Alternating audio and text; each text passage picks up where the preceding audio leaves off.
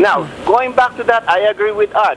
Hindi na kailangan yung NBN na yan ng government. Look at this like this. Ito ang comparison yan eh. Ang initiative, minakitang pagkakwartahan to kasi malaki project to. Ang initiative ng gobyerno ay look at it as a superhighway. We talk about superhighway here. Meron ng existing superhighway, which means cable na laid out ng mga private corporations, smart, ng Philadelphia, Philippine Long Distance.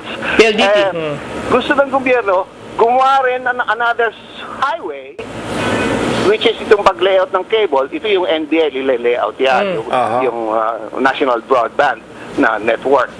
No, sabi ni Art, hindi na kailangan. Sabi ko, hindi na yan kailangan. Alam mo kung bakit? Yung microwave technology, wireless communication. Ito hardware ito, na over time, masisira, kailangan mo i-repair, pag bumaha, magkakaroon ng problema sa connection, and all that. With the advancement of technology, itong may di-deliver ito sa classroom, ito mga YouTube and internet connections, wireless, mobile internet, microwave. Hindi ang napakabilis ng technology sa wireless, sa cellphone. Gumagamit ng SIM card dito portable So it's a wireless.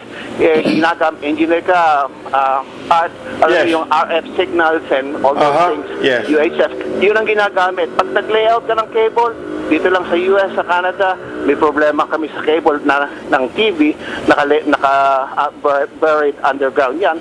Pagka nagkakaroon ng snow, na-freeze yung And the same thing, it's a hardware problem pag sa Pilipinas, lalo na yung mga indiscriminate digging na wala namang pasintabi yan, matatamaan nila yan. And so, wireless pa rin, microwave technology, much better. Mabuti lang hindi natuloy ito. Bakit? Kasi problema ito in the future, matutulad yan sa nuclear obsolete na yun Obsolete na kagad yun. Ng technology ng wireless, microwave, RF signals, and what have you. Very true. Thank you. Okay. Thank you, Frank. Actually, yung JTE, bago ma-deploy yun, obsolete na. Dahil nga yung sinabi mong mga wireless. So, kung sincere ang government na makatulong, the best thing they can do is provide high speed yung Wi-Fi, no?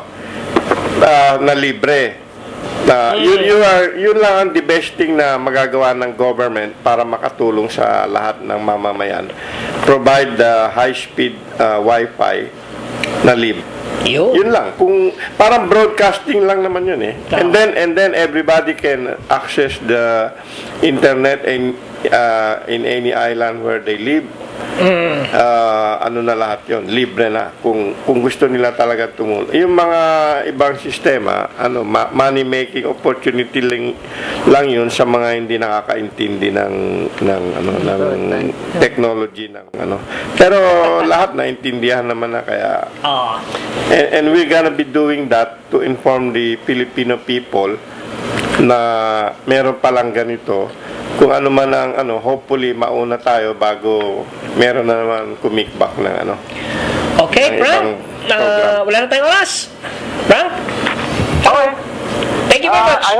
I hope meron ako naiambag ngayon. And thank you very much.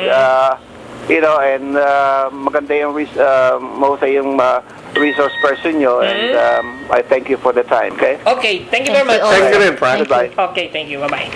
Okay, so basta muna tayo ng text, sabi ni Mar, read Malik, Broad Bandits. You will know what dense wavelength multiplexing technique. There is now internet too. Ayan, sabi niya, So, meron pang iba, sabi ni Albert, how much is the expenses of wireless?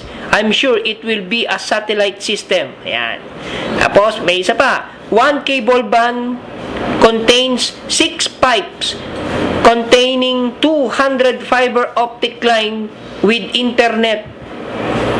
2. One fiber can handle millions of datas. Ayun, ganun siya.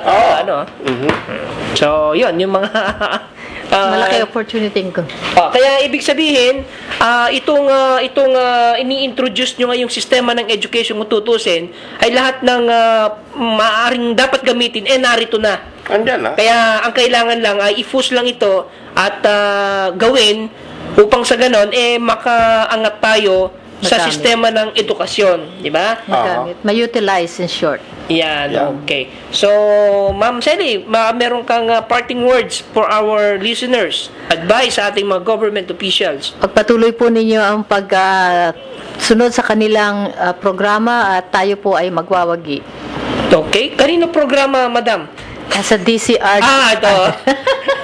Gulat ako, akala ko government program eh. Hindi, yung ating okay. exit superhighway from poverty. Poverty, ayan. Yan po ang kanyang pagtutuloy ng pagtatangkilik natin sa At syempre, kung halimbawa, Ma'am Sally, no, na matuloy nga halimbawa, merong nakikinig sa atin ngayon, isang government official na may kinalaman sa edukasyon, ano? Halimbawa, nakikinig si Secretary Jesly Lapus, at na itong ini-introduce nyo ay naging interesado siya, siguro okay lang sa inyo na kayo ay kanyang abalahin sa sakali. Wala akong problema. Ayun. Tatanggapin ko po ang imbitasyon. Ayan, no? Okay. Thank you very much, ano? Okay, engineer. Kahit walang kape. Okay, engineer. Wala tayong oras.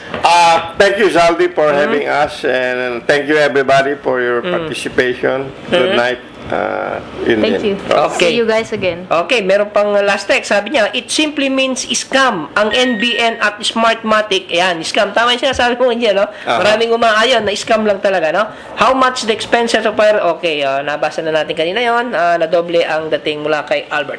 At syempre, sa lahat po ng ating mga listeners, ano po, na siguro, alam ko naman na maraming nakikinig sa atin na yan, na nahimik na lang at nakinig at sana ay nakaroon na naman tayo ng napulot na idea ngayong gabing ito dito sa ating programa. Ano po?